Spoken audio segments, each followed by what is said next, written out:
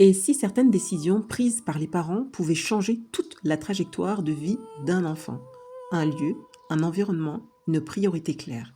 Parfois, un seul choix peut ouvrir un destin que l'on n'imaginait même pas. Aujourd'hui, nous recevons Amina. D'origine algérienne, elle a grandi en France avant que ses parents prennent une décision forte, déménager en Égypte. Une décision qui allait transformer son quotidien et son lien avec le Coran. C'est là-bas qu'elle commence dès l'âge de 5 ans un parcours exceptionnel de mémorisation. À 12 ans, elle finalise la mémorisation complète du Coran et à 14 ans, elle obtient sa licence en récitation. Mais derrière ce résultat, il y a surtout une vision familiale, de la discipline, des habitudes solides, un environnement nourrissant et une foi construite dans l'épreuve. Dans cet épisode, nous allons découvrir ce que ses parents ont mis en place pour accompagner ce projet, les qualités à développer pour mémoriser durablement, les actions concrètes qui permettent de tenir dans le temps et les enseignements puissants de la sourate Al-Ankabut. Une sourate qui nous rappelle: les gens pensent-ils qu'on les laissera dire nous croyons sans les éprouver? Nous parlerons des épreuves, des illusions qui paraissent solides mais sont fragiles comme une toile d'araignée, et des clés pour rester ferme dans sa foi aujourd'hui. Si vous êtes parent, éducatrice ou en quête d'un cadre plus élevé pour vos enfants, cet épisode pourrait vous faire réfléchir profondément. Restez bien jusqu'à la fin et en commentaire, dites-nous quelle décision a déjà changé la trajectoire de votre vie ou celle de vos enfants. Je vous souhaite une très belle écoute. Bienvenue dans Jamais seul. للمسلمين والمسلمات والمؤمنين والمؤمنات والقانتين والقانتات. Assalamu alaikum wa rahmatullahi wa barakatuh. Mu'alima Amina. وعليكم السلام ورحمة الله وبركاته مريم. En Je tout suis cas, ravie de, oui. je suis ravie de faire partie de ce podcast, alhamdoulilah. Surtout que c'est une surah qui m'a beaucoup marqué, subhanallah, surat al-Ankabut. En tout cas, je suis très contente, moi aussi, de faire ce podcast et en me préparant, j'étais en joie de voir les merveilles que cache cette sourate, mashallah. Juste pour information, pour ceux qui nous écoutent, Mouaïma Amina est une des professeurs de l'école Ansar High School qui, justement, prend en charge dans le programme Ose devenir une gardienne du Coran les adolescentes qui osent ce projet magnifique. Et justement, tu me partageras aussi ton expérience au sein de l'école, comment ça se passe avec les gardiennes du Coran. Mais avant, il serait intéressant que tu te présentes à nos auditrices. Est-ce que tu peux nous dire qui tu es, Moualima Amina? Alors, qui je suis? Avant tout, je suis Amina, je suis Mualima de Coran, d'arabe, de sciences islamiques. Je suis calligraphe, artiste, je suis trop de choses en même temps. Khair, Inch'Allah. En tout cas, le plus important, on va dire ce qui donne le plus de sens à ma vie, c'est la transmission du Coran et de la langue arabe. Le Euh, fait de transmettre le Coran, mais pas juste transmettre le Coran, pas juste répéter des ayats, le fait de lire, de comprendre, de méditer, de, de comprendre la langue arabe. Quand tu lis une sourate, tu comprends en fait ce que tu lis, ce que tu récites. Tu récites pas bêtement. Machallah. Pour redonner le cadre de ce podcast, j'ai voulu t'inviter, Moualima Amina, pour qu'on parle d'une sourate que tu aimes particulièrement. C'est justement sourate Ankabut et en privé, tu commençais à me détailler en plus l'histoire et je me suis dit non, non, non, on va enregistrer comme ça, tu pourras nous partager tout cela à nous toutes, Inch'Allah. Du coup, le cadre qu'on va poser, c'est que dans un premier temps, on va échanger sur ton parcours de vie à travers le Coran pour aider celles qui vont nous écouter, que ce soit les adolescentes ou les mamans, parce que tu vois, d'habitude, j'interroge les élèves du programme Ose devenir une gardienne du Coran, qui n'ont pas encore déjà mémorisé, qui n'ont pas encore finalisé, et qui sont dans ce cheminement, machallah. Et j'interviewe aussi des mamans qu'elles nous partagent aussi dans la réalité d'aujourd'hui, le cheminement avec le Coran. Et là, j'ai l'opportunité d'avoir une gardienne du Coran qui a finalisé le Coran, machallah, à un jeune âge en plus. Je pense que ça pourrait justement nous aider, nous parents, et ça pourrait aider ceux qui vont nous écouter. Ça va les inspirer, je pense, dans leur cheminement et comment justement faire pour finaliser le Coran à un si jeune âge et en faire un compagnon de vie au-delà, comme on disait en privé, de la mémorisation. Notre objectif, c'est vraiment d'en faire un compagnon pour nous aider à faire face aux épreuves de la vie. Du coup, est-ce que tu peux nous dire déjà toi ton parcours avec le Coran, comment il s'est passé, où tu l'as mémorisé, etc., etc. Et quand tu parleras, je pense que je rebondirai dans ce que tu diras, Inch'Allah. Inch'Allah, très bien. Alors moi, j'ai commencé le Coran toute petite, à l'âge de 3 ans. Alhamdoulilah, c'était en France. J'apprenais le Coran et l'arabe à la madrasa comme, comme tous les petits-enfants. J'avais ma maman et mon papa qui m'aidaient aussi à la maison. Ensuite, à l'âge de 5 ans, on est allé habiter en Égypte. Moi, j'ai continué à apprendre le Coran en Égypte. C'était une école où on faisait beaucoup de Coran, on faisait des sciences islamiques, de l'arabe, etc. Et j'avais cet amour pour le Coran. Alors, je sais pas comment ça, ça vient d'Allah, subhanahu wa ta'ala.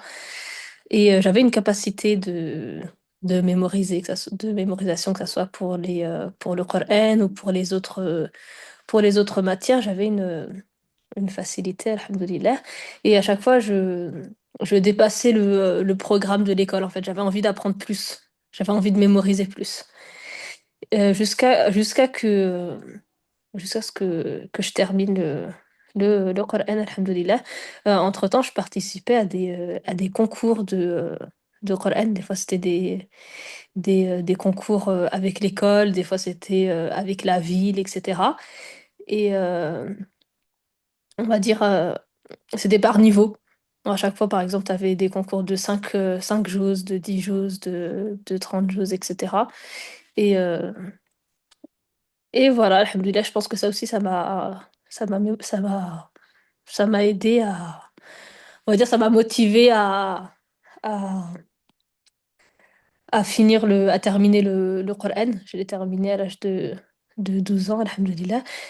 Faisons une petite pause. Si tu arrives ici par hasard, sache une chose, on n'arrive jamais ici par hasard. Je suis Mariama Oussurk. Il y a 16 ans, j'ai quitté mon poste d'agent financier pour me consacrer à ce qui me semblait essentiel, l'éducation des adolescentes.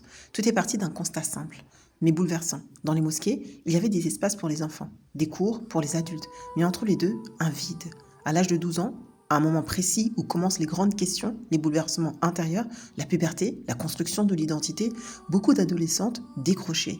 Et je me suis demandé pourquoi abandonne-t-on nos jeunes filles au moment où elles ont le plus besoin de repères.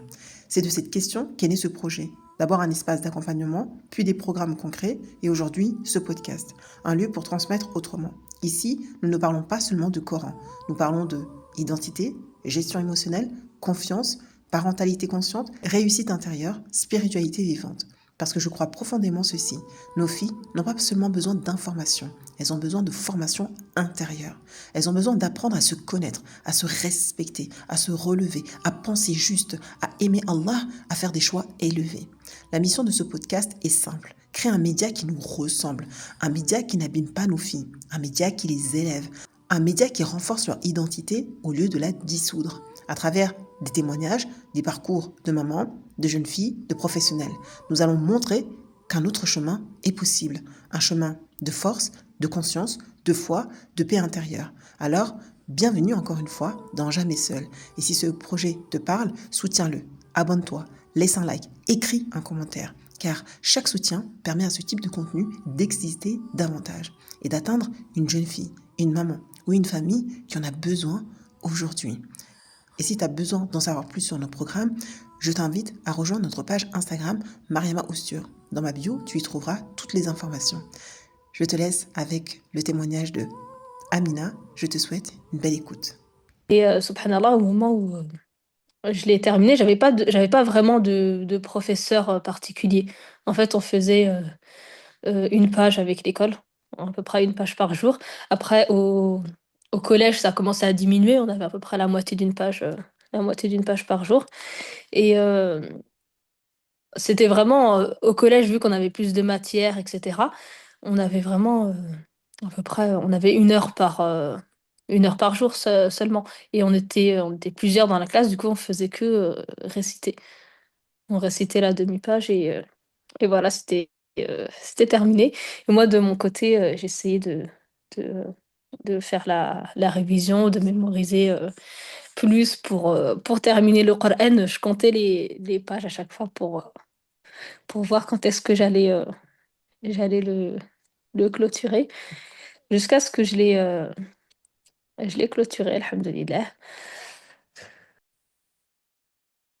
Alhamdulillah. Du coup, si je comprends bien ton parcours, c'est que toi, tu es parti vivre en Égypte avec tes parents et que tu es rentré dans une école là-bas. De toute façon, dans les pays musulmans, il y a des écoles spécifiques, tu vois, avec mélange Coran et cursus académique. Et en rentrant dans cette école, ils avaient un objectif, mais toi, tu l'as fini un peu plus tôt, le Voilà, Coran. Tu avais cet amour du Coran et que tu ne t'arrêtais pas, en fait, à l'objectif qui était donné de l'école qui était de une page par jour en primaire et une demi-page au collège, dû au flux des matières. Hein. Je pense que c'est pour ça qu'ils ont dû ouais, diminuer le nombre de pages, mais que de ton côté, par l'amour que tu avais du Coran, tu t'es engagé par toi-même à te donner une certaine organisation, d'où le plan que tu as voilà, posé en disant que j'ai calculé le nombre de pages, j'ai noté le nombre de pages que je mémorisais, etc. Et c'est ce qui t'a permis en fait de le finaliser à 12 ans au lieu de 18 ans comme le préconise l'école voilà. dans laquelle tu étais. Ouais. Et je trouve ça intéressant par rapport aux jeunes filles qui vont nous écouter et qui ont cet amour du Coran, qui justement, tu vois, l'une des problématiques, tu vois, c'est oui, mais j'ai du mal à être disciplinée, j'ai du mal à mémoriser avec le collège, etc. Quel conseil tu donnerais justement à ces jeunes filles qui auraient cet amour du Coran et cette ambition en fait de le finaliser aussi à un jeune âge? Mais qu'ils se retrouvent bloqués par cette pression de la discipline, etc., etc. Donc déjà, pour commencer, la discipline, franchement, c'est toi qui te la donne à toi-même. Il faut être discipliné et aussi il faut se rapprocher d'Allah subhanahu wa ta'ala. Parce que ça soit pour les études ou pour le Coran, d'après ce que j'ai vécu, c'est que quand t'es pas proche d'Allah subhanahu wa ta'ala, t'es beaucoup plus faible, t'es beaucoup moins discipliné. Alors que quand tu te lèves, par exemple, tu te lèves le matin, par exemple, tu te lèves à al-Fajr, tu fais tes invocations du matin, et il y a ta journée qui est boosté, machallah. Après, tu commences ton Coran, après, tu as tes cours, etc. Ça va vite, subhanallah, les journées. On a que 24 heures, malheureusement. Et Mhm. voilà, il faut juste pas laisser de temps, en fait. Tu choisis, en fait, et soit tu scrolles sur ton téléphone, soit tu fais ton Coran. À l'époque, moi, de toute façon, j'avais pas de téléphone, du coup, j'avais pas cette option-là. Euh, Soit tu scrolles sur ton téléphone, soit tu fais ton Coran. Tu peux pas faire les deux en fait, parce qu'on a que 24 heures dans la journée. C'est valable aussi pour les études académiques, etc. Tu peux pas faire 3 pages de maths, 2 pages de physique, etc. Et en même temps être sur ton téléphone et regarder 2, 3 séries à côté, etc. C'est vraiment impossible. Il faut s'organiser, il faut avoir des priorités en fait dans la vie. Subhanallah, pour le Coran, ça me demandait pas énormément de temps. Je consacrais à peu près une demi-heure le matin. Quand à l'école, par exemple, j'allais en voiture, et ben dans la voiture, je faisais la page que j'allais apprendre. Et ensuite, dans la journée, par exemple, en récréation, par exemple, 10 minutes, j'allais lire ma page. Juste après, par exemple, quand j'attendais que mon père venait me chercher de l'école, et ben je révisais en fait ce que j'avais appris. Et après le soir, on va dire c'était franchement j'ai jamais senti que je passais trop de temps à réviser mon Coran. C'était vraiment on va dire bien organisé, il y a un objectif, etc. Mais j'ai une demi-heure par exemple le matin, 1 heure le matin. euh, ouais, c'est à peu près 1 heure le matin. 1 heure le matin, 30 minutes l'après-midi, encore 1 heure le soir, etc. Machallah. Si je comprends bien, par rapport à ce que tu viens de nous partager, l'une des qualités à développer pour justement la mémorisation du Coran, ou que ce soit tout autre projet, hein, que ce soit académique, salarial, entrepreneurial, etc., c'est la discipline. Et il y a une phrase que tu as dit, c'est il faut se la donner, la discipline, il faut Ouais. vraiment se le dire, je suis disciplinée, etc. Il y a une autre chose que tu as dit, c'est euh, tu vois, on utilise beaucoup le il faut, et j'aime bien dire, pas il faut, mais je décide, je choisis. Et là, tu as parlé de il faut décider. Tu décides de soit scroller, soit faire ton Coran. Et tu nous as donné aussi quand même un cadre, machallah, très intéressant concernant ton organisation. C'est que le matin, tu te levais et tu faisais tes obligations, la prière, etc. Et tu te consacrais 1 heure à la page que tu allais apprendre. Et tu maximisais, je ne sais pas si ça se dit, mais tu maximisais ton temps dans la voiture. C'est-à-dire que quand ta mère est ramenée à l'école, bah, tu révisais ta page. Quand ton père, à la récréation, c'est-à-dire au lieu d'aller jouer, etc., tu avais un objectif fixe dans ta tête et tu t'es discipliné en se disant, bah, là, j'ai un temps pour lire ma sourate. Et quand tu attendais aussi que ton père vienne te chercher, tu prenais aussi ce temps en termes de qualité et tu mémorisais, tu continuais à mémoriser. Et le soir également, tu consacrais du temps à ce que tu avais appris dans la journée. Et je trouve ça, c'est super intéressant concernant les jeunes filles parce que c'est vraiment des clés. Des moments clés en fait, le temps dans la voiture ou dans le bus ou dans le train, le temps d'attente, etc. Et la décision à prendre de soit je scrolle ou soit je lis mon Coran, j'ai trouvé ça très intéressant comme point à donner à celles qui nous écoutent en espérant que ça les aidera, Inch'Allah. Il y a une question là qui me vient, tu vois, c'est par rapport au fait que quand tu as dit la sourate Ankabut, c'est une sourate que tu apprécies beaucoup et tu m'as parlé en off justement du point de départ de cette sourate, qu'est-ce qu'elle t'a apporté dans ta vie? Est-ce que tu veux bien nous partager ici? Alors, qu'est-ce qu'elle m'a apporté dans ma vie? On va dire, on a toutes des hauts et des bas. Ouais, il y avait un moment où, franchement, on va dire, j'étais un peu dépassée. J'avais commencé à enseigner le Coran. Donc, je donnais des cours de Coran. En même temps, j'étais à la fac, mes cours, etc. Et cette phrase-là, c'est pas, enfin, c'est pas moi. Des fois, il y a des ayats comme ça qu'on voit dans le Coran. Subhanallah, pourquoi Allah subhanahu wa ta'ala des fois nous fait oublier des ayats du Coran. C'est pas tu l'as appris une seule fois et ça y est, tu l'oublies plus. C'est pour qu'on revienne dessus, en fait, qu'on le relise, etc. Et subhanallah, tu vois, tous les bienfaits, les fawaïd des surahs, etc., des fois, on les découvre pas tout de suite. Par exemple, là, tu vois, t'as lu Surat Al-Ankabut et tu m'as parlé de la ayah de Surat Lut. Tu m'as dit que cette Mm, ayah-là, c'était un rappel, etc., etc. Bah, il y en a plein des rappels dans la Surah. Il n'y a pas que celui-là. mm, Du coup, là, cette fois-ci, tu as découvert ce rappel-là. Peut-être une prochaine fois, tu vas la relire, tu vas en découvrir deux autres, et qu'une autre personne va lire la Surah, elle va découvrir d'autres rappels, et peut-être qu'elle va pas découvrir les ayahs que toi, tu as cités. mm, Et c'est Allah subhanahu wa ta'ala qui nous... en fait, tout ce qu'on prononce, tout ce qu'on dit, déjà, ça vient pas de nous, ça vient d'Allah subhanahu wa ta'ala. C'est Allah subhanahu wa ta'ala qui nous envoie ce rappel.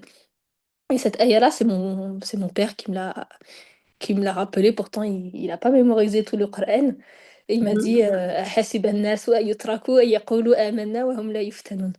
Et depuis, cette ayah m'a marqué. Et subhanallah, quand on voit cette ayah, أحسب الناس أن يتركوا أن يقولوا آمنا وهم لا يفتنون. Déjà, أحسب, c'est le verbe penser, croire. Comme أيحسب أن لن يقدر عليه أحد أحسب الناس les gens pensent-ils أن يقولوا أن c'est que يقولوا c'est dire pensent-ils qu'ils diront آمنا nous avons cru وهم لا يفتنون et ils ne seront pas yuftanoun, ça vient de fitna, qui veut dire épreuve, sans être éprouvés. أحسب الناس أن يتركوا أن يقولوا آمنا وهم لا يفتنون.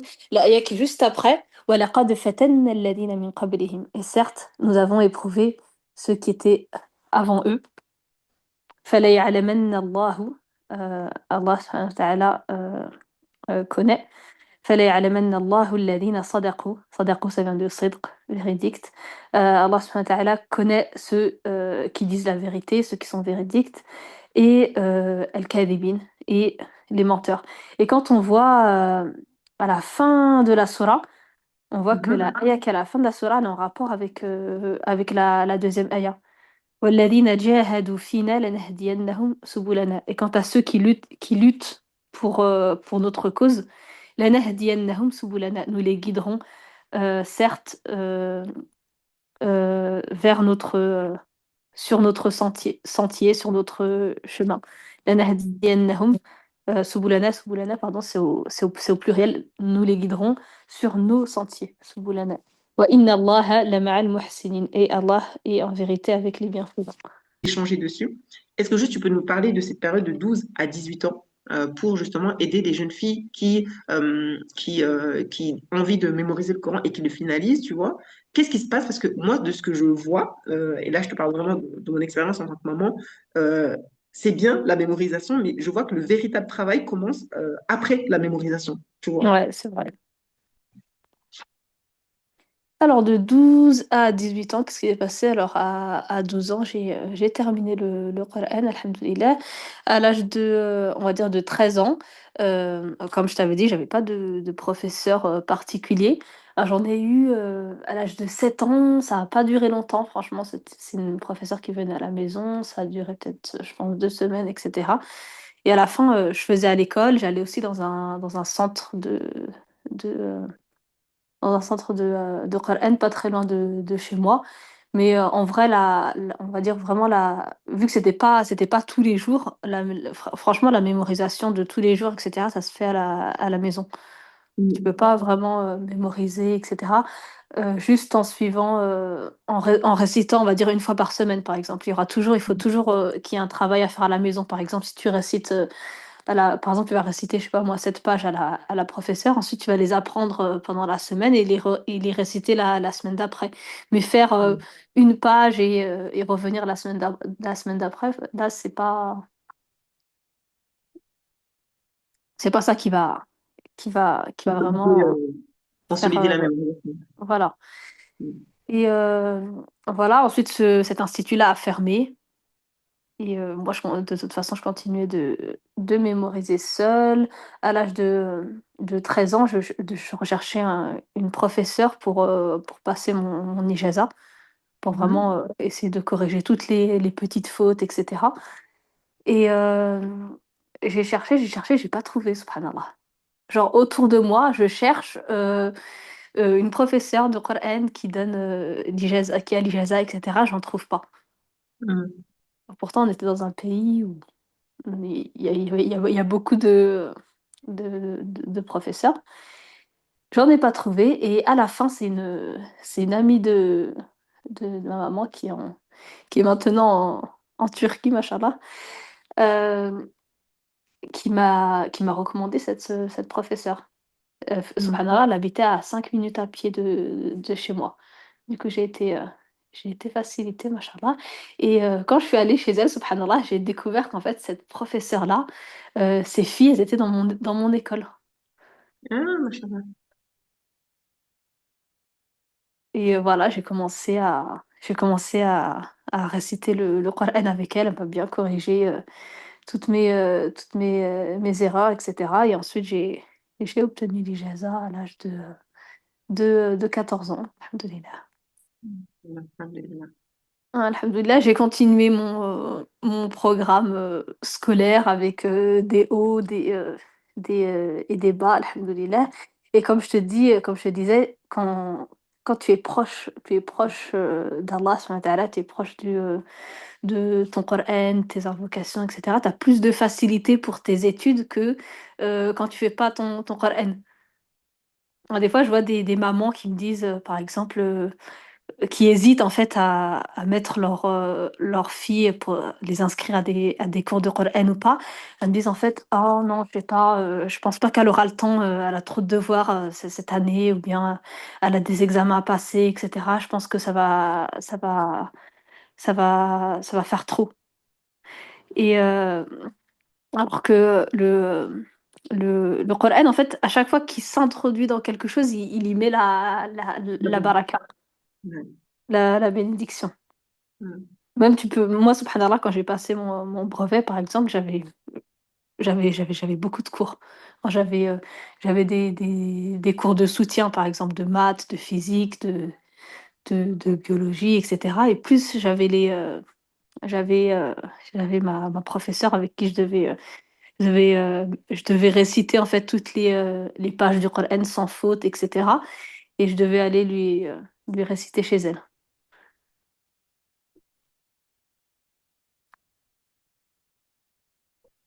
J'ai eu un long silence parce que ça me parle tellement ce que tu dis. Ça me parle tellement ce que tu dis par rapport au fait que ça débloque tellement de choses. Et en fait, ça me rappelle ma fille aussi, tu vois, quand on est venu en Turquie, elle a dû rentrer au collège et avec la mémorisation, etc. et tout. Et ce moment-là, quand elle a passé son brevet, c'était vraiment juste, tu vois. Mais le fait qu'elle ait eu sa ijaza, ça lui a permis de rentrer dans l'un des meilleurs lycées, tu vois. Ouais, Et, et c'est vraiment, je rejoins pleinement ce que tu dis, c'est que quand tu entres le Coran en toi, il t'ouvre des portes en fait que tu dis, mais c'est jamais, en fait, c'est pas possible qu'elle s'ouvre cette porte. Tu vois ce que je veux dire? Mais ouais, et quand elle s'ouvre, tu te dis, mais Allahu Akbar. Allah, il est vraiment, il est grand, quoi, tu vois, subhanallah. Et ouais, c'est vrai que je le vois aussi dans l'accompagnement des adolescents, dans les discours, tu vois. Oui, mais est-ce qu'elle ne va pas rater ses études, tu vois? Mais subhanallah, quand je faisais des études concernant les enfants qui mémorisaient le Coran, ils excellaient tout le temps dans les études, et même dans les études supérieures, tu vois. Et je me disais, mais comment ils font pour mémoriser et en même temps exceller dans ces études supérieures, tu vois? Et en fait, ouais. c'est que j'avais rencontré une jeune fille qui, elle, elle avait arrêté ses études pour reprendre le Coran à l'USH. Et elle expliquait que quand j'ai mémorisé le Coran, elle voulait faire médecine en fait. Mais elle était partie dans infirmière, etc. Et elle avait arrêté infirmière pour venir faire, faire sa ijaza, tu vois, à l'USH. Et quand elle est rentrée à l'USH, elle a fini son Coran, elle s'est dit, bah, je vais quand même tenter médecine, tu vois. Et elle est rentrée en médecine, mais haut la main, tu vois. Et elle m'a dit, et je dis, mais comment t'as fait en fait? Elle dit, en fait, le Coran m'a débloqué des neurones. Je sais maintenant comment m'organiser, comment gérer mon temps, comment ceci, etc. Et ça lui a permis en fait de rentrer, mais haut la main dans les études supérieures de médecine. Et machallah, elle a excellé en médecine, etc. Et ça me fait rappeler en fait, c'est que des fois on est bloqué dans des peurs mondaines en fait. Que je pense qu'il serait intéressant de voir en fait quel est le meilleur cursus parce que les parents, ils ont justement peur que leurs enfants ne fassent pas des études supérieures ou qu'ils ne réussissent pas à l'école, etc. Mais est-ce que justement le Coran n'est pas cette porte ouverte à cette excellence, en fait, tu vois, dans l'école? Déjà, le Coran il nous aide, déjà, le fait de mémoriser le Coran, déjà, ça nous aide à développer le cerveau, développer la mémoire. Le cerveau, subhanallah, il n'a pas de limite. Plus tu lui rajoutes, plus il en veut. Quand tu mémorises le Coran, en fait, ça t'aide aussi à mémoriser, à mémoriser d'autres matières. En tout cas, moi, d'après ce que j'ai vécu, toutes les personnes que j'ai vues, on va dire, qui mémorisaient le Coran, elles arrivaient à mémoriser les autres matières, elles avaient des bonnes notes, etc. Mhm. Machallah. Hum, Du coup, tu as eu ce déclic à 18 ans, la sourate, le verset Ankabut, les versets 2 te sont relus, mais d'une autre manière. Est-ce que tu peux nous parler pourquoi à ce moment précis, ces versets prennent un autre sens dans ta vie? Alors, j'ai compris en fait que, subhanallah, quand tu veux, moi quand je suis allée à on va dire, je suis passée à la fac, quand j'ai eu mon bac, j'avais mon Coran à réviser parce qu'on va dire que j'avais oublié pas mal de, de versets, pas mal de surahs, mais vraiment, c'était pas, tu vois, c'est pas comme on veut. C'était pas une mémorisation très, très, très solide. Du coup, je voulais vraiment le remémoriser comme avant. En même temps, j'avais mes cours, j'avais commencé à travailler, etc. C'était beaucoup. Et subhanallah, Shaitan, il essaie toujours de te mettre des bâtons dans les roues. Il te fait en fait choisir les choses les moins importantes. Et il dit voilà, concentre-toi sur cette chose-là, laisse-la, etc. Par exemple, j'avais commencé à suivre un cursus de Coran. C'était un cursus de compréhension, de tafsir. De Mhm. tafsir et consolidation du Coran. Ce cursus-là, c'était en Arabie Saoudite. Mhm. Et vu C'était que... en ligne? comment? C'était en ligne ou en physique? C'était un cursus en ligne. Et vu que Mhm. moi, à ce moment-là, j'avais déménagé en Algérie, ça faisait Mhm. 2 heures de décalage. C'était à quelle heure? C'était à 7 heures du matin. Du coup, chez moi, Mhm. ça faisait 5 heures du matin. Du coup, je devais me lever à 7 heures du matin et à la fin, subhanallah, eh ben, j'ai pas continué. Et en fait, tout ça, ça vient de Shaitan. Parce que moi, quand je passais mon bac, je me levais à 4 heures du matin pour faire mes exercices de maths. Mhm. Alors que pour le Coran, subhanallah, dès que j'ai commencé ce programme-là, j'arrivais plus à me lever. Je mettais plusieurs réveils, etc., mais j'arrivais pas à me lever. Oh là là. Et après, au moment où j'ai dit, ça y est, c'est bon, je me désinscris, ben là, on va dire, tout est redevenu normal. En Dans fait, quel il faut sens, par exemple? pas. Tout est Tu arrives à redevenu te normal, lever? c'est-à-dire qu'après, j'avais un peu plus de facilité à me lever, subhanallah. En fait, il faut pas lâcher. En fait, c'est toujours au début. Au début, Shaitan, il essaye de te faire délaisser. Quand tu t'engages dans un projet, tu essayes de faire quelque chose de bien, et ben, Shaitan, il essaye de te faire lâcher, en fait. Après, au bout d'un temps, en fait, quand tu pars dans ce projet-là, tu commences, etc. Après, là, tu prends l'habitude, c'est plus... mais au début, il est toujours sur tes côtes pour te faire lâcher parce que c'est plus facile de lâcher au début. Mhm.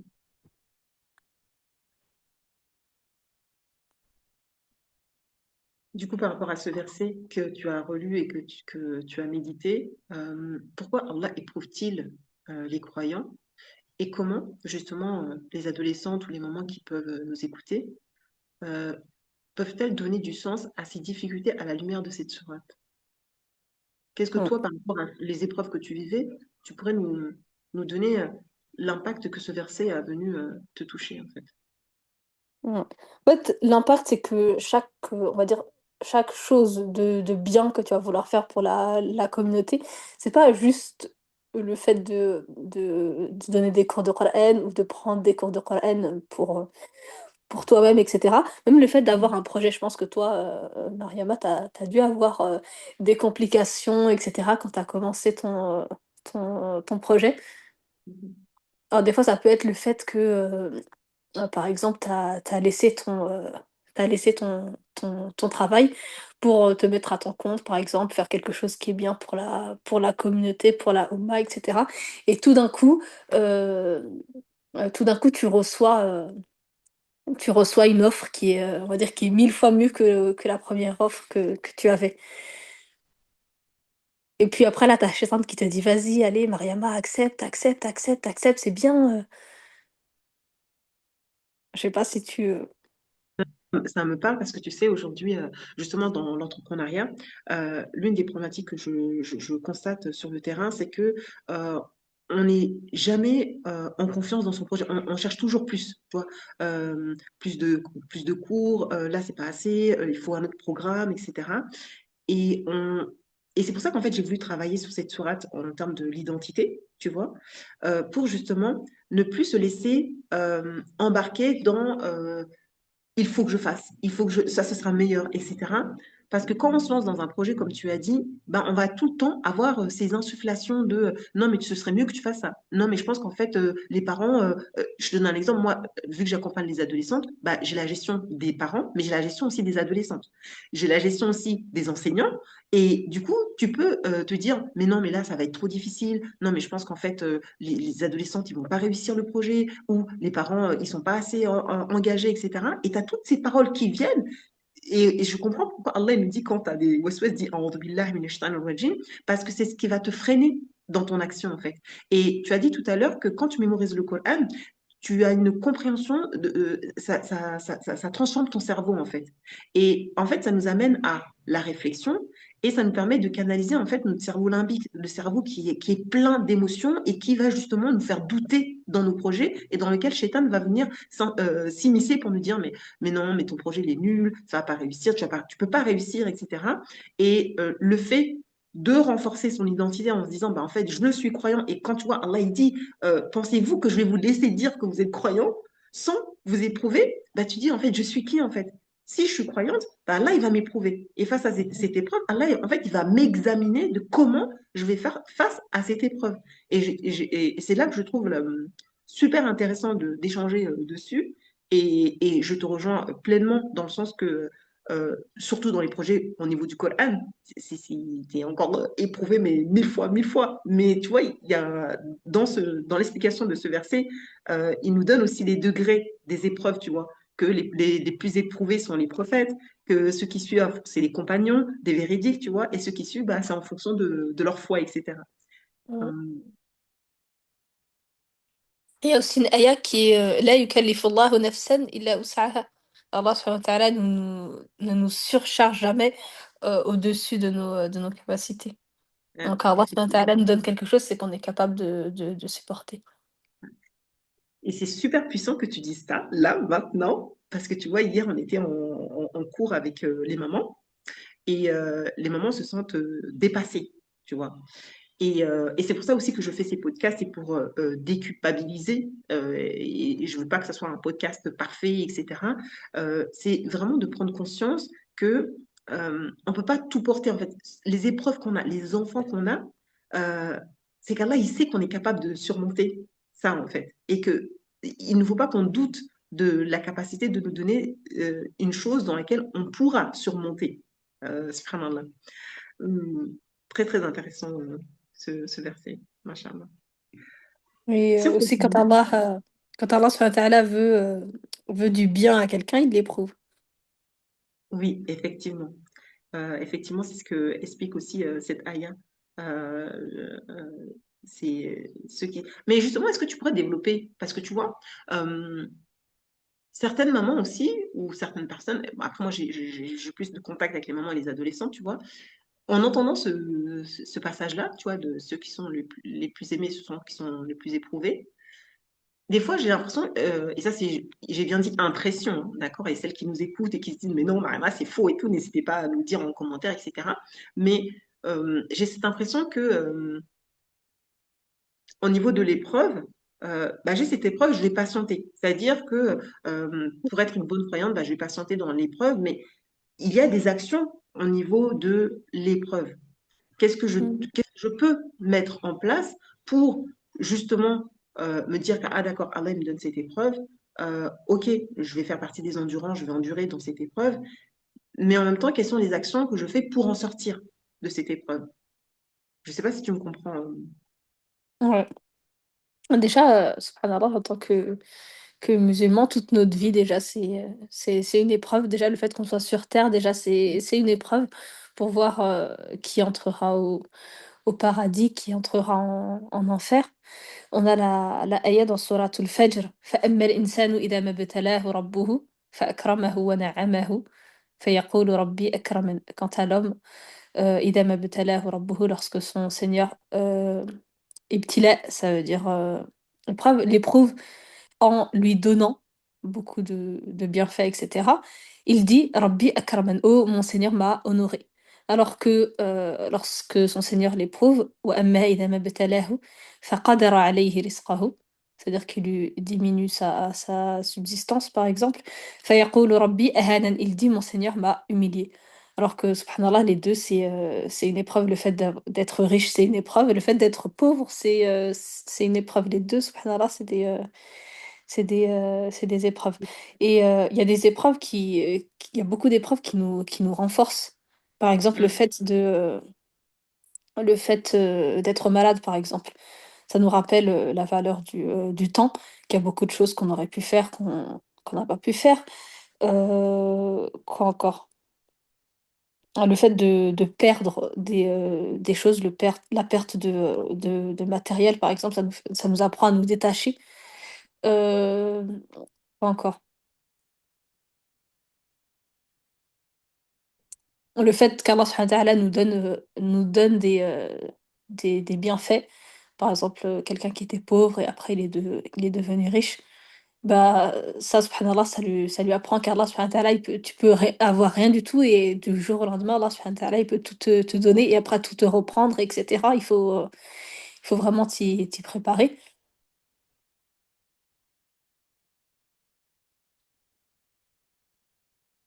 Pour continuer concernant la sourate Ankabut, j'ai le verset 8 euh, que j'aimerais qu'on échange dessus, sur la foi, l'identité, la relation aux parents. Dans ce verset, et nous avons enjoint à l'homme la bonté envers ses parents, mais s'il te force à m'associer ce dont tu n'as aucune connaissance, alors ne leur obéis pas. Qu'est-ce que tu penses de ce verset? Qu'est-ce que tu pourrais nous dire, des sagesses qu'on pourrait en tirer de ce verset concernant la relation parent-enfant? Mmh.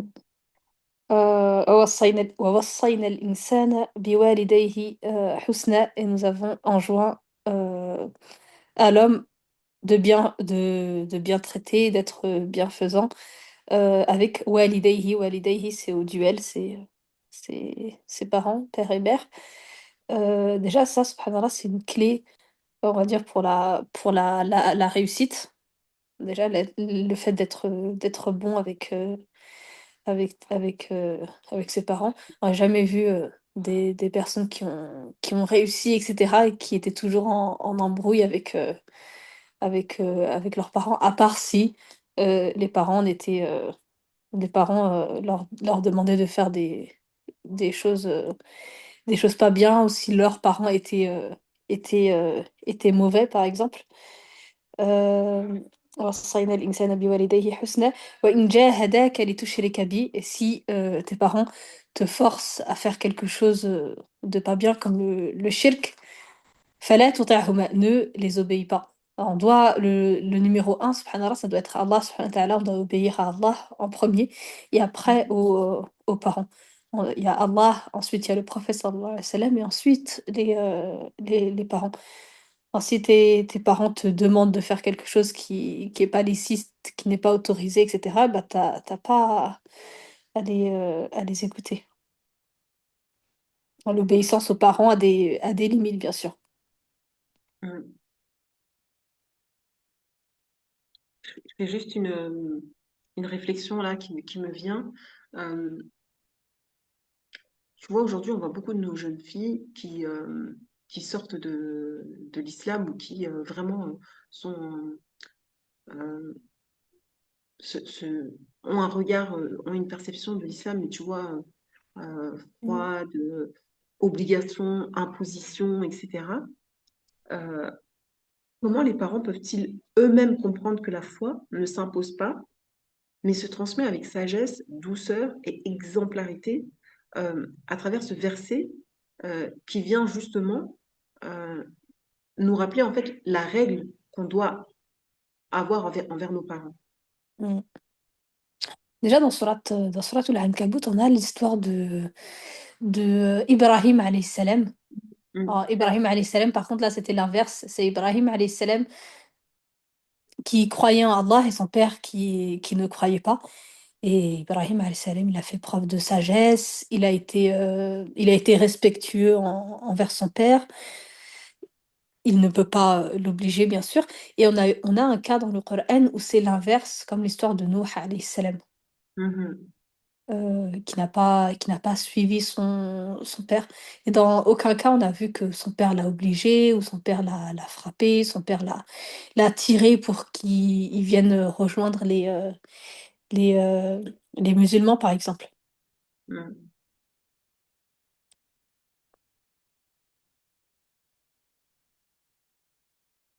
Franchement, la religion, ça se fait, ça passe avec, par amour. Déjà, la plupart des personnes qui sont rentrées dans l'islam, c'est à cause du bon comportement, c'est pas par peur.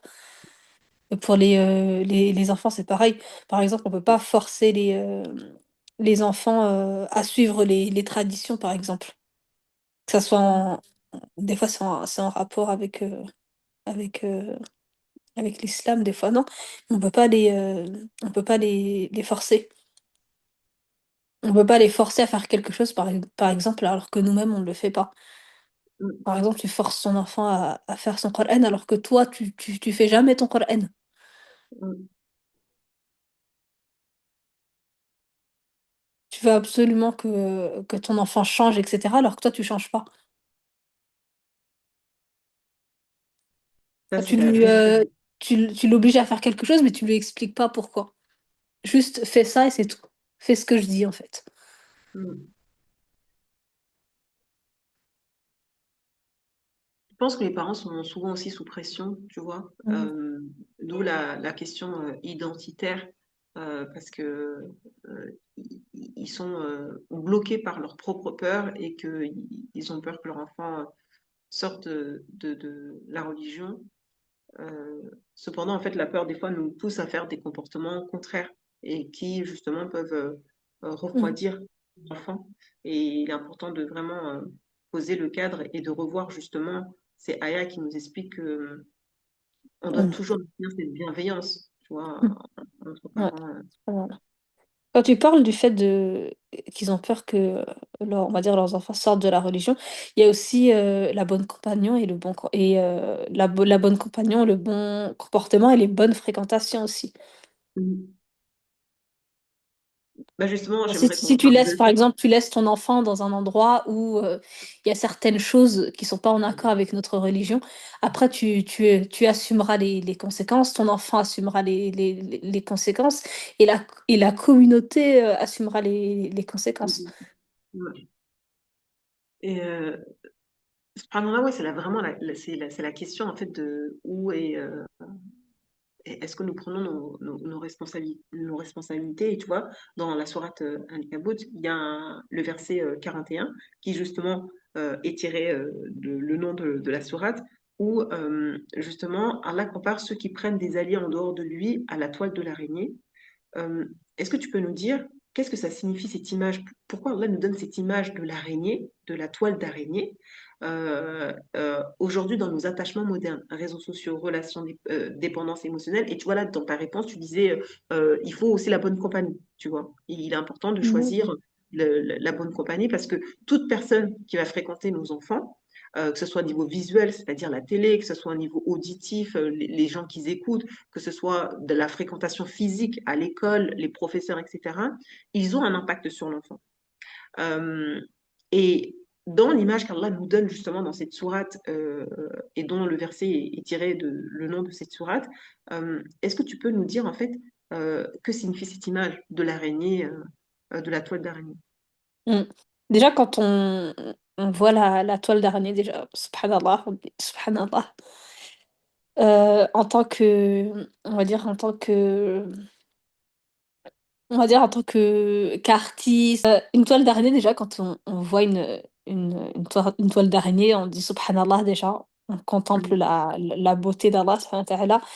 Quand on Mhm. la voit, subhanallah, on voit une toile qui est organisée, qui est belle, qui tient dans l'air, par exemple. Mhm. Euh, alors que, subhanallah, il suffit juste de souffler pour que cette toile se déchire. Mhm. Alors, cette toile, en même temps, on va dire, en même Elle est temps, belle. voilà, elle est belle. juste tu souffles dessus, elle Mhm. part. Et en même temps, il y a Mhm. des animaux pas des animaux, il y a des insectes qui vont passer, qui vont s'accrocher dessus Mhm. et voilà, qui vont être dévorés par l'araignée. Mhm. En même temps, elle est forte, mais en même temps, elle est faible. Mhm. Elle ne résiste pas au moindre choc. Mhm. Ça fait, ça nous fait penser à. En fait, ça veut dire, en fait, c'est que مثل الذين اتخذوا من دون الله أولياء, ceux qui ont pris euh, d'autres alliés en dehors d'Allah, c'est Mhm. comme l'araignée. اتخذت بيتا وإن أوهن البيوت لبيت العنكبوت. Et parmi on va dire les maisons les plus fragiles, c'est celle de Mhm. l'araignée. Alors, c'est comme si ces gens-là qui ont pris d'autres alliés en dehors d'Allah, ils ont pris des alliés qui sont fragiles. Eux, ils pensent que ces alliés-là peuvent les protéger, mais en fait, ils vont certes peut-être les protéger dans la vie d'ici-bas, mais dans l'akhira, ils vont pas Mhm. les protéger. En fait, ça veut dire en fait que ce qui paraît fort peut s'effondrer. Et aussi que l'homme peut s'appuyer sur quelque chose, cette chose-là peut le trahir, peut le tromper. Alors que Ce que tu pas dis, Allah subhanahu wa ta'ala. ouais, ce que tu dis me parle tellement parce que tu vois là, je suis en train d'étudier les effets de le monde de l'industrie musicale, tu vois. Mm, Et ça me parle de ce que tu dis parce que regarde, ils prennent des chanteurs très jeunes, tu vois. Et j'étudiais justement l'histoire de Justin Bieber et comment il a été pris pour justement devenir l'idole des jeunes, en fait. À dire la vérité, c'est devenu une idole des jeunes, etc. Et en fait, ce jeune va être pris très tôt. euh, il va être pris par des managers adultes, tu vois, dont mhm, laquelle ces managers sont l'araignée, en fait. mm, Ils vont euh, créer la toile en disant en fait, le jeune chanteur va être cette bête qui va venir se mettre sur la toile en se disant waouh, elle est belle, peut-être que je vais m'allonger, ça va me faire du bien, etc. Et l'araignée va venir le manger. Dans le sens que dans l'industrie musicale, on va prendre des jeunes, on va leur montrer la beauté, la richesse, la célébrité, etc., le luxe, etc. Ils vont voir comme cette toile magnifique, ils vont dire waouh, c'est super beau. Et quand ils vont rentrer dans ce milieu, en fait, ils vont avoir que des trahisons et des injustices. Et quand j'étudiais justement l'histoire de Justin Bieber, Bieber, ou je ne sais pas comment on dit le nom, il va vivre des injustices en public, mais des injustices aussi en privé. Et ces injustices publiques, c'est que il va avoir des attouchements en public par des adultes et ça va être pris à la ricanerie devant tout le monde et on va banaliser en fait cet acte-là. C'est-à-dire, c'est comme si tu voyais la bête se mettre sur la toile d'araignée, bah, la pauvre, on sait qu'elle va se faire manger par l'araignée. Mais les gens ricanent, etc., alors que c'est blâmable, en fait, ce qu'il est en train de subir, etc., et surtout qu'il est jeune, etc., etc. Et cetera. Et en fait, ça me fait rappeler à ça qu'aujourd'hui, on vend du rêve à nos enfants. mm, On vend cette célébrité, cette richesse, mais à quel prix, finalement? mm, Le prix à payer est beaucoup plus cher parce que tu perds ta morale, tu perds ta valeur, tu perds même les limites au niveau de ton corps parce que tout le monde se permet de te toucher, etc. Et je pense que cette sourate, elle vient vraiment nous donner des éléments essentiels pour éduquer nos jeunes justement à la fréquentation, qu'elle soit virtuelle ou pas en fait, à ce que je décide d'écouter ou de pas écouter, et de prendre conscience que euh, l'araignée, elle a beau faire une toile magnifique, mais son rôle c'est de piéger les petites bêtes pour venir la manger en fait. Et mm, que beaucoup de jeunes se font avoir par justement les réseaux, cette industrie musicale, cette industrie du cinéma, etc. et tout, qui leur fait miroiter en fait une richesse, mais qu'en fait, certes, ils ont de l'argent, mais tout cet argent est repris par cette araignée qui lui dit bah, c'est moi qui ai fait le contrat, c'est moi qui te tiens en main, etc., etc. Et en fait, ils deviennent prisonniers de cette toile. mm.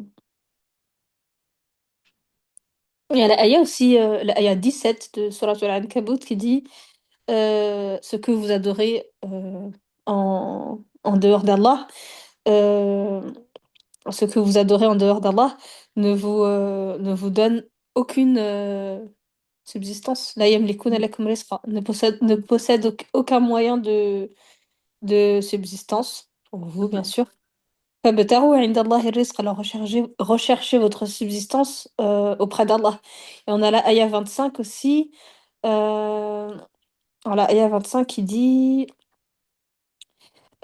وقال إنما اتخذتم من دون الله أوثانا مودة بينكم في الحياة الدنيا.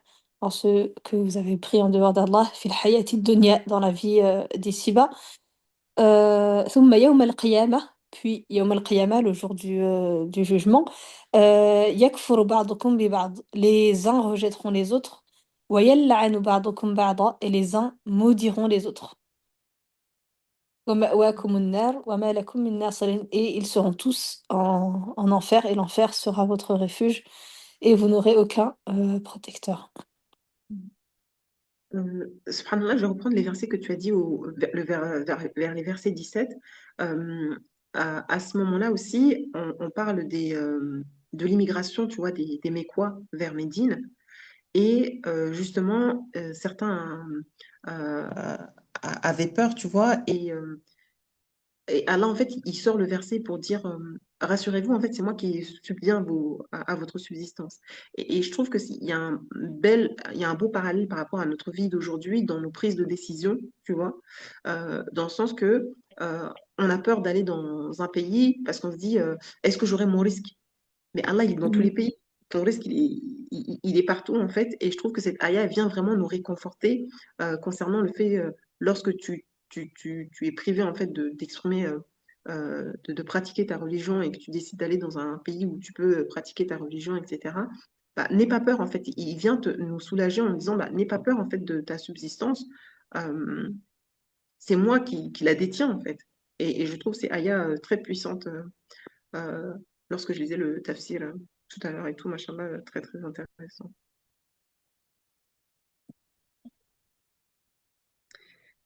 Je reviens au verset 49. Si je ne dis pas de bêtises, le verset 49, je l'ai pris parce que... non, le verset 45. Dans ce verset, je l'ai pris parce que Allah nous donne, il conseille trois choses au prophète Mohammed sallallahu alayhi wa sallam dans lesquelles nous-mêmes, on pourrait s'appuyer pour justement ne pas, pour faire face à l'épreuve, en fait, et réussir l'épreuve, Inch'Allah.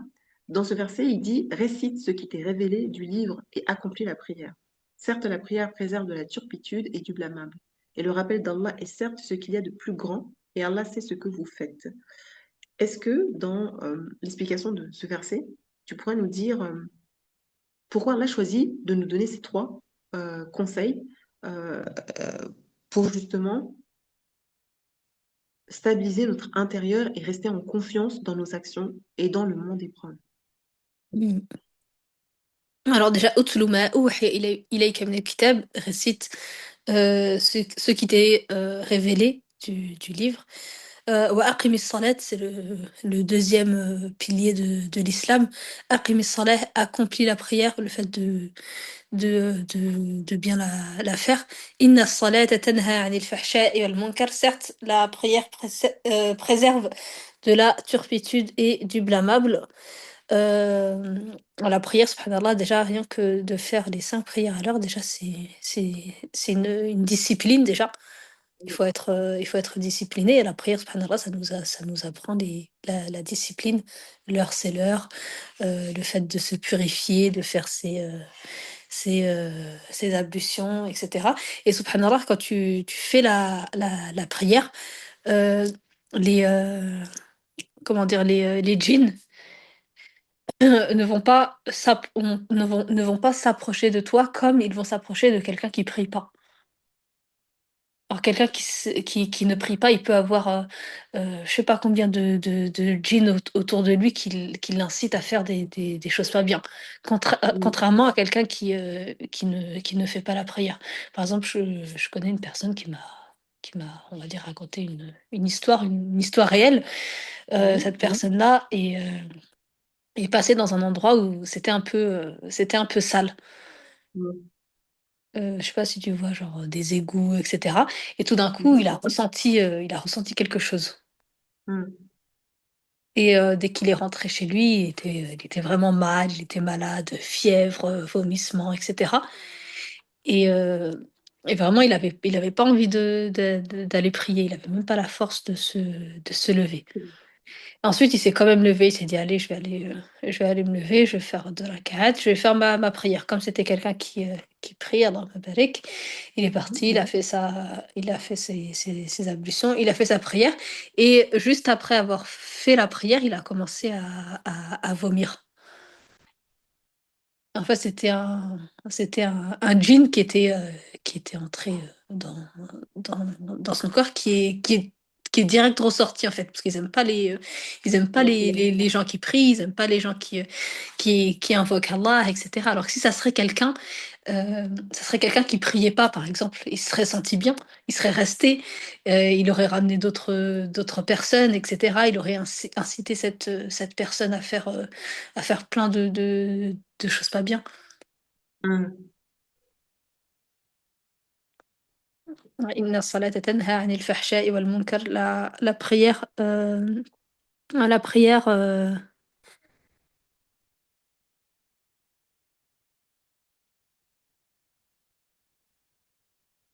préserve de la turpitude et du blâmable.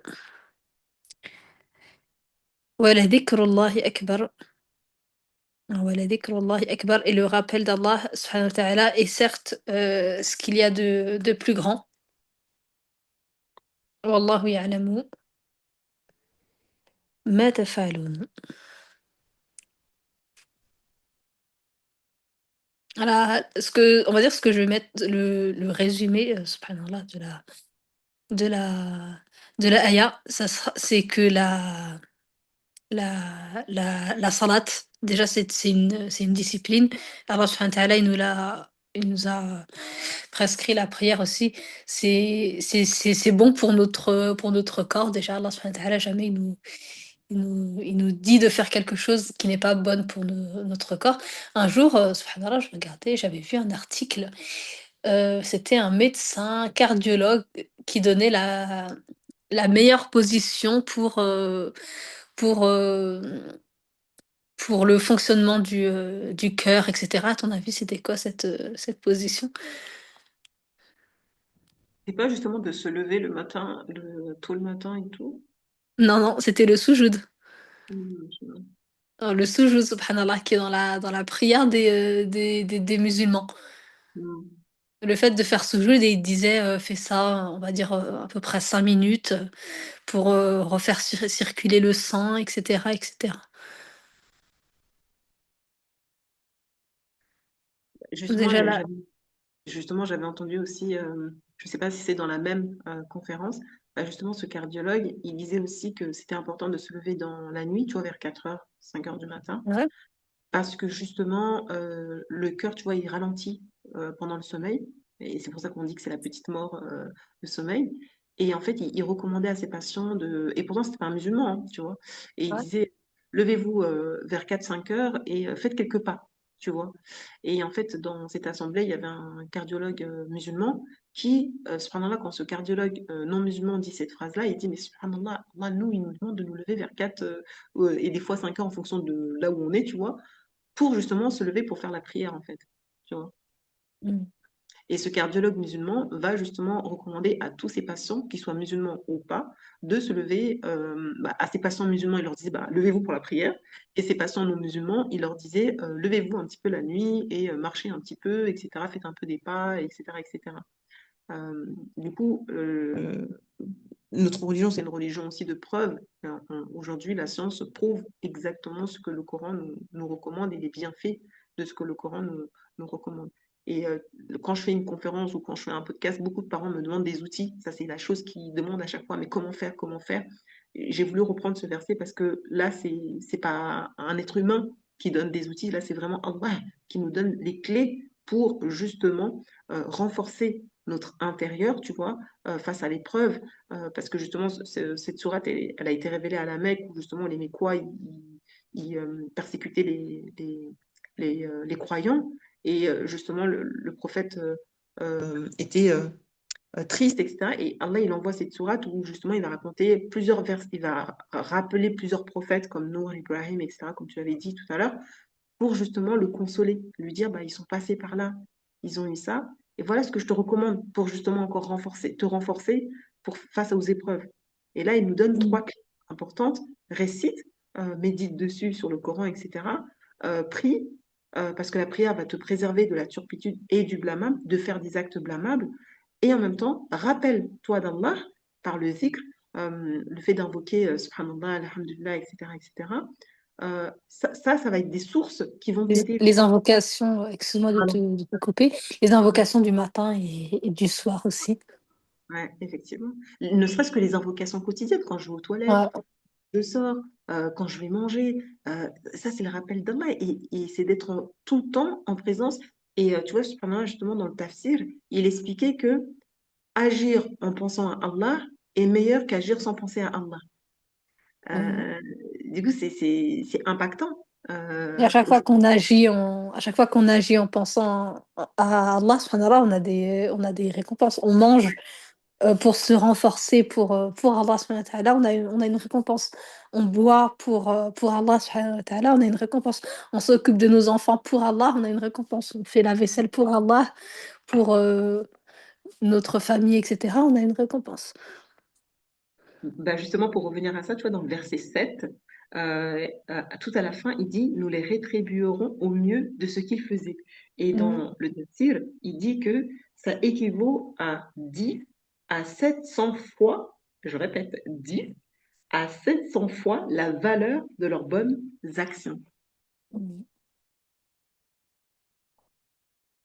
Et je voulais ajouter aussi par rapport au verset «Utlu ma uhiya ilayka min al-kitab», récite ce qui t'est révélé du livre. Il y a la lecture consciente, bien sûr, parce que le professeur sallam, quand il lisait, il était conscient de ce qu'il lisait. Il y a la compréhension du sens, il y a la méditation, et il y a surtout la mise en pratique. Et tu sais, il y a un passage dans Surat Al-Kabut où, justement, dans le tafsir, il explique pourquoi, en fait, le prophète, c'était un prophète non lettré, qui savait pas lire ni écrire. C'est pour que, justement, en fait, les Juifs, les chrétiens et les Quraysh qui pourraient dire c'est toi qui as écrit. Tu sais, on disait que Mmh. tu un blog, c'est toi qui as écrit. C'est pour qu'ils évitent de dire, en fait, c'est toi qui as écrit ce livre-là. Mmh. Vous trouvez ça puissant dans le sens que des fois, toi, on veut faire tel métier ou faire telle chose, etc. et qu'en fait, on n'y arrive pas. Mais c'est pour en fait te permettre de t'éviter quelque chose qui pourrait être blâmable ou une injustice vis-à-vis de toi. Ce que je voulais rajouter sur la dernière ayah que tu as Dis. citée, c'est Mhm. la ayah du prophète sallallahu alayhi wa sallam. Allah subhanahu wa ta'ala. Mhm. ما كان محمد أبا أحد من رجالكم ولكن رسول الله وخاتم النبيين. Le prophète Mohammed sallallahu alayhi wa sallam est le père de personne parmi vos hommes. ولكن Mhm. رسول الله وخاتم النبيين. Mais c'est le dernier prophète et c'est Khatam al-Nabiyyin, le dernier des prophètes. Ça m'a fait penser à la, à la ayah que tu avais citée. En fait, cette ayah-là, c'est pour nous dire en fait que c'est le dernier des prophètes. Il n'y aura pas un autre prophète après lui, comme par exemple Ibrahim, Ishaq, Ismaïl, Mhm. etc. Et en même temps aussi pour nous dire que le pouvoir n'est pas héréditaire en islam. Mhm. Par exemple, si Allah subhanahu wa ta'ala, il a toujours bien fait les choses, si le prophète sallallahu alayhi wa sallam aurait un fils on va dire, c'était un homme qui était grand, après le prophète sallallahu alayhi wa sallam, il y en a plein qui auraient dit que voilà, ça sera lui le premier calife, par exemple. Ou d'autres Mhm. personnes qui auraient dit que ça serait lui le, le premier, le prophète après Mohammed sallallahu alayhi wa sallam. Mhm. Il y a cette ayah-là, il y a la ayah que tu as citée, que le prophète sallam ne pouvait ni lire, ne savait ni lire ni écrire, et, et grâce à ça, ils ont pas pu, ils peuvent pas dire en fait que c'est le prophète sallallahu alayhi wa sallam qui a écrit le Coran. Tout ça, subhanallah, Effectivement, c'est la sagesse d'Allah, subhanahu wa ta'ala. effectivement. Très puissant, machallah.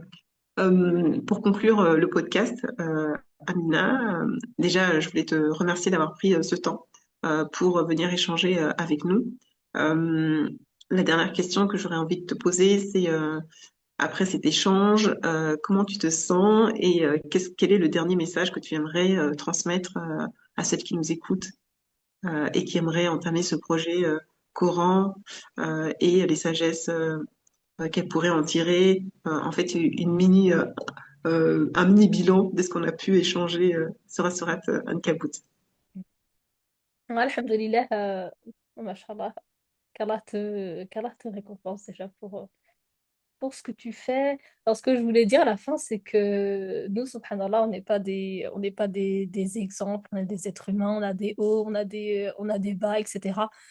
Vraiment, j'ai voulu citer juste un tout petit une toute petite ligne, en fait, de mon parcours, sinon il y a beaucoup de bas, beaucoup de hauts, etc.